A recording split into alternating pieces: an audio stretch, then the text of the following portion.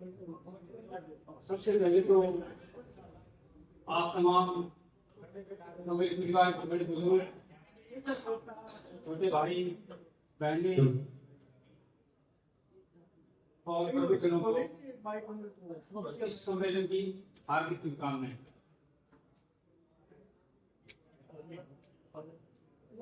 इससे पहले कई साल सम्मेलन हो चुके हैं और उन सब में करीब का भागीदार रहा। घर में छोटे भाई की शादी होने के कारण इस बार मेरे आने का मानस कम था, लेकिन आदरणीय ताऊजी श्री धर्मपाल जी सिहाग इन्होंने कहा कि अपने घर का ही प्रोग्राम है, घर का ही कार्यक्रम है और वहां भी हो आती है, फिर आके भाई प्रोग्राम भी देख लेंगे। तो इस सिलसिले में हम यहाँ आए। बहुत सारी बातें, बहुत सारी चीजों को लेकर आपसे बात करूंगा, आपसे मुखातिब करूंगा, लेकिन इससे पहले मैं आपसे कहना चाहूंगा कि हम हर बार कहीं ना कहीं इकट्ठे हो जाते हैं, रूम में चले जाते हैं, कहीं ये प्रोग्राम, ये कार्यक्रम अपने भावनाओं का एक बाउंडर बनकर में रहते हैं। मैं पेशे से शिक्षक हूँ, तो मेरा दायित्व बनता है समाज को लेकर, बच्चों को लेकर, अपने परिवार को लेकर कि मैं उन्हें वे चीजें बताऊं तो मैंने किताबों से सीखी, हालातों से सीखा, मैंने पढ़ा। असल में हम जितने दुखी होते हैं, जितने उदास होते हैं, जितनी चीजों को लेकर कष्ट में होते हैं, असल जिंदगी में उतना नहीं होता। हम कल्पनाओं में बहुत ज्यादा दुखी होते हैं। समस्या उतनी बड़ी नहीं है जितनी हम अपने मन मस्तिष्क में लेकर चलते हैं। और व्यक्ति सामाजिक प्राणी है, हम इकट्ठे होंगे तो हम किसी भी संकट का सामना कर लेंगे। अगर इकट्ठे नहीं होंगे तो टूट जाएंगे, बिखर जाएंगे। तो पहली बात तो हमें एकजुट रहना है। रवि भाई ने बताया कि अपने परिवार में रहे हैं, भाई भाई से नहीं बनती, माँ बेटे की नहीं बन रही है। अगर ये सब चल रहा है तो निश्चित तौर पर हमारे ये सम्मेलन चाहे कितने ही कर लीजिए कभी सार्थक नहीं होंगे। इसकी सार्थकता तभी है जब हम सब साथ रहेंगे। दूसरी जो सबसे बड़ी बात है वो ये है कि व्यक्ति हमेशा प्रतिगामी होता है।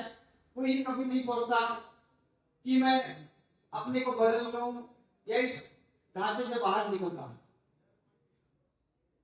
हिंदी के बड़े कलाकार आगे हमेशा कहते थे कि पथ भ्रष्ट ऐसा कुछ नहीं होता, बस व्यक्ति लक्ष्य भ्रष्ट नहीं होना चाहिए। हम जहां कहीं भी है वहां से बदलाव लाया जा सकता है। मैं अंग्रेजी का अध्यापक हूँ, लेकिन इन दिनों इतिहास पीएचडी कर रहा हूँ, इतिहास से नेट जे आ रहा है, तो मैं हिस्ट्री के से आपको सुनाता हूँ और आपको यकीन होगा, आप इस बात को मानेंगे कि वाकई कोई भी चीज, किसी भी चीज को बदला जा सकता है, किसी भी स्थिति को बदला जा सकता है। आप सोचिए कि मौर्य साम्राज्य में बहुत बड़ा राजा हुआ सम्राट अशोक, आप सबने उनका नाम सुना है। सम्राट अशोक के बारे में जितना पढ़ा जाए उतना कम है। तो व्यक्ति बेहद क्रूर किस्म का हुआ करता था, उसकी शक्ल बेहद बदली थी। उसे देखने वाले एक तरीके से अपना सर झुका लेते थे, उसे अशुभ मानते थे। इस किस्म का व्यक्ति था और वह रक्त पिपासु का खून पीता था, खून का प्यासा था। ऐसा ऐसा इतिहासकार बताते हैं कि वह खून से जनान करता था। एक बार वो किसी रास्ते से गुजर रहा था तो उसके महल की जो हरम की जो महिलाएं थी वो उस पर हंस पड़ी, उसकी क्रूरता को लेकर, उसकी उस भद्दी शक्ल को लेकर। तो कहा जाता है कि 500 महिलाओं को वहीं कत्ल करवा दिया सम्राट अशोक ने। और फिर कलिंग का युद्ध होता है, अशोक का हृदय परिवर्तित होता है और वही अशोक तो कभी कुख्यात हुआ करता था, वो एक दिन विख्यात हो जाता है। आज हम उस अशोक को महान सम्राट के नाम से जानते हैं। चाहे आप अशोक के अलावा महात्मा बुद्ध को देखिए, वो एक राज परिवार में पढ़े, आगे बढ़े, शान शौकत से जिए। उन्होंने कैसे अपने जीवन को बदला। विचार का बड़ा गहरा असर होता है। अगर आज किसी भी व्यक्ति की एक बात अगर हमारे जहन में लग जाए तो हो सकता है हमारा जीवन बदल जाए। बुद्ध के समय एक बहुत बड़ा डाकू था अंगुलीमाल, वह लोगों की हत्या करता और उनकी हत्या करके उनकी उंगलियां उनको अपने गले में डाल लेता, अंगुलियों की माला में पहनता था। बच्चे डर के मारे सो जाते थे या उनकी मां कहती थी कि अंगुलीमाल आ जाएगा, और वो डाकू जब बुद्ध के प्रवेश में आया, बुद्ध के प्रभाव में आया, तो उसका भी अध्ययन परिवर्तन हो गया। गिरधरी संप्रदाय के प्रसिद्ध डाकू हुए हैं हरिदास जी, जिन्हें आज बड़े सम्मान से हम पूछते हैं। वो भी अपने काम को लेकर कुख्यात थे, लेकिन आज वो भूले जाते हैं समाज। और ये चीजें क्यों हुई? ये चीजें विचारों से हुई। और विचार कहाँ से आते हैं? विचार पढ़ने से आते हैं। और पढ़ते क्या है? हम पढ़ते हैं प्रतियोगी परीक्षा की किताबें, लक्ष्य की गाइड, राय की गाइड। क्या उन सब पढ़ने से, लक्ष्य की गाइड पढ़ने से हमारे अंदर संवेदना आ जाएगी? अगर मैं एक उदाहरण से कहूँ कि आपके सामने जो दीवार दिखाई दे रही है, दीवार में क्या है, तो जाहिर से इसका मतलब होगा कि दीवार में ईंट गाने से बनाए बनी हुई है, इसमें पुट्टियां की हुई है, इसमें रंग की हुई है, ये चीजें दिखाई देगी। ये एक सामान्य उत्तर है, लेकिन इस दीवार के अंदर संवेदना नहीं।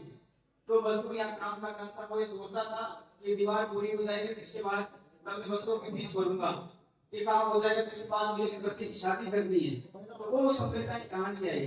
वो संवेदनाएं साहित्य से आती है, और साहित्य आपको पढ़ना चाहिए।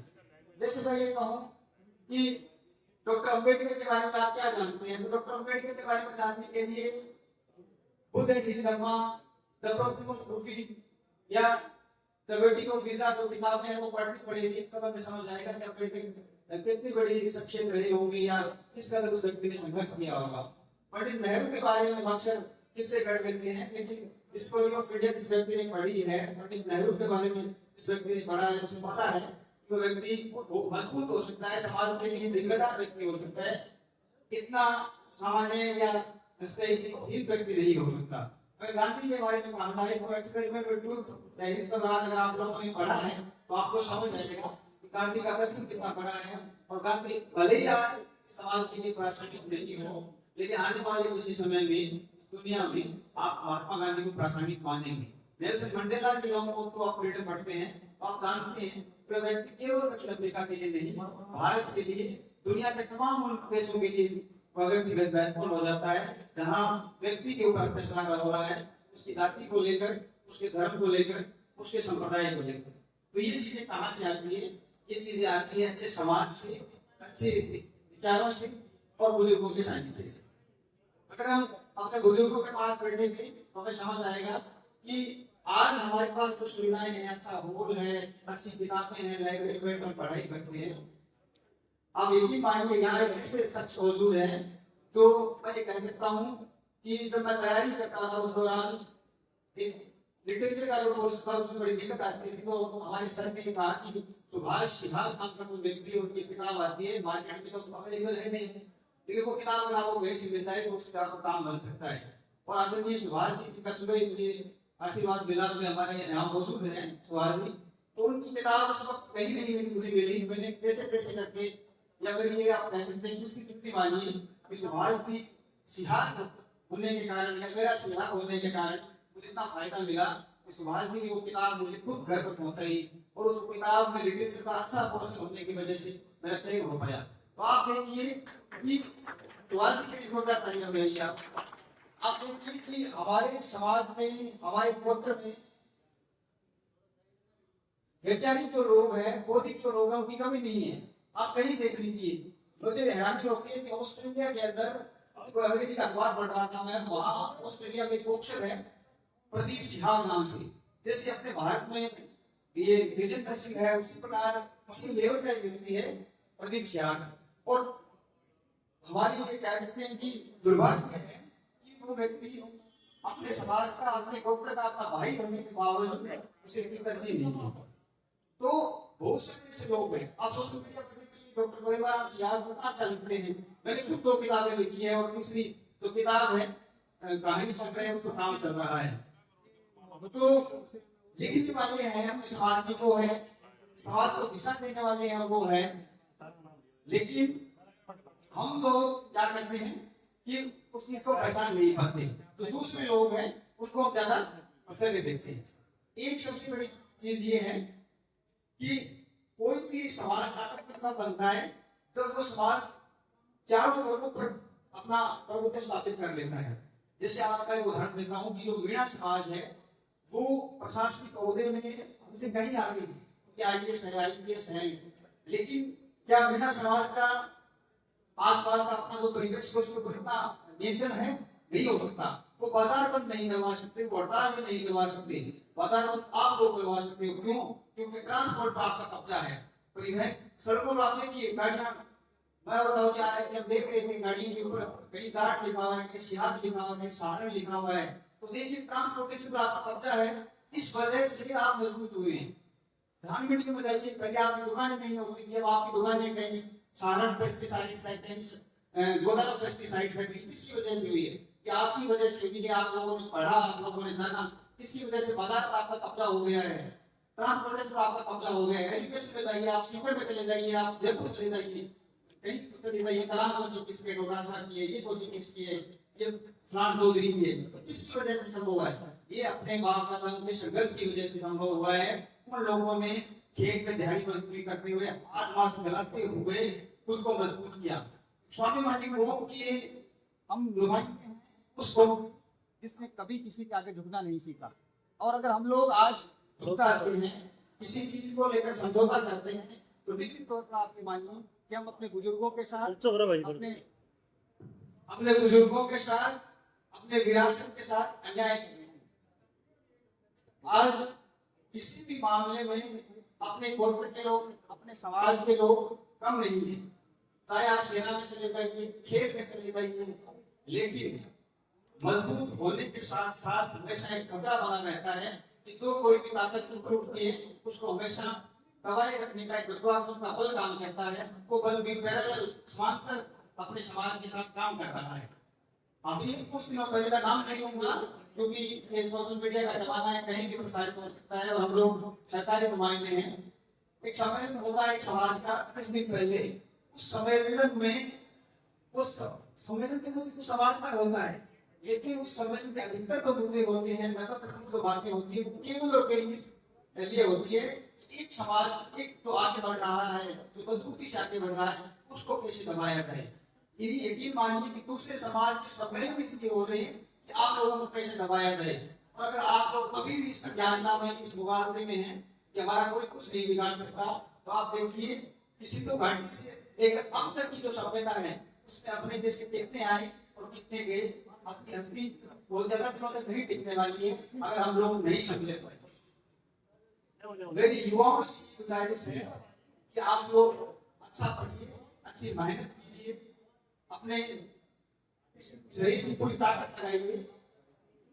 कहीं घूमने से बेहतर है, गाड़ियों में डाल लिखने से बेहतर है, प्रोफाइल पर तो के साथ लिखने से बेहतर है आप कहीं एकांत में किसी कोने में बैठकर स्वाध्याय कीजिए, मेहनत कीजिए, खुद को मजबूत कीजिए। स्वाध्याय से अभी इस समय बात हो रही थी तो वो ये कह रहे थे कि जो व्यक्ति स्वाध्याय करता है, खुद को तपाता है, वो एक दिन कुंदन बन के निकलता है। आज का जो जमाना है तो मैं कह सकता हूँ कि मूर्खों का स्वर्ग काल है ये जमाना। इस जमाने में अपने पास संसाधन इतने हो गए हैं, अपने पास सुविधाएं इतनी हो गई है कि हम बौखला गए हैं कि उसका उपयोग कैसे करें। असल में तो कई बार कोई चीजें ज्यादा हो जाती है, अति हो जाती है, उसके उपयोग का जब नहीं पता होता है तो उसका बड़ा नुकसान हो जाता है। अपने घर में 5 गाड़ियां हैं और चलानी नहीं आती तो 2 गाड़ियां खराब हो जाएंगी, यकीन मानिए। तो अपने पास ये जो जमाना है सोशल मीडिया का, ये एक ऐसा जमाना है, एक ऐसी तिरस्मी, एक ऐसी रहस्यमय दुनिया है जिसके उपयोग के बारे में हमारे पास कह सकते हैं निर्देश नहीं है, सूचनाएं नहीं है, पर्याप्त जानकारी नहीं है और इसका खामियाजा हम निरंतर भुगत रहे हैं। आप देखिए हर तरफ आपको हराने वाले, आपको मिटाने वाले, आपको नीचा झुकाने वाले लोग बैठे हैं। लेकिन मेरी दादी हमेशा एक बात कहती है कि जो परिवार मजबूत होता है वो पूरे गांव के अधीन नहीं हो सकता, और जो गांव मजबूत होता है पूरे जिले, पूरे तहसील के अधीन नहीं हो सकता। तो आप पहले खुद को मजबूत कीजिए, अपने परिवार को मजबूत कीजिए, छोटी छोटी बातें दिल पर मत लीजिए, क्योंकि छोटा सा जीवन है, न जाने कब बीत जाए।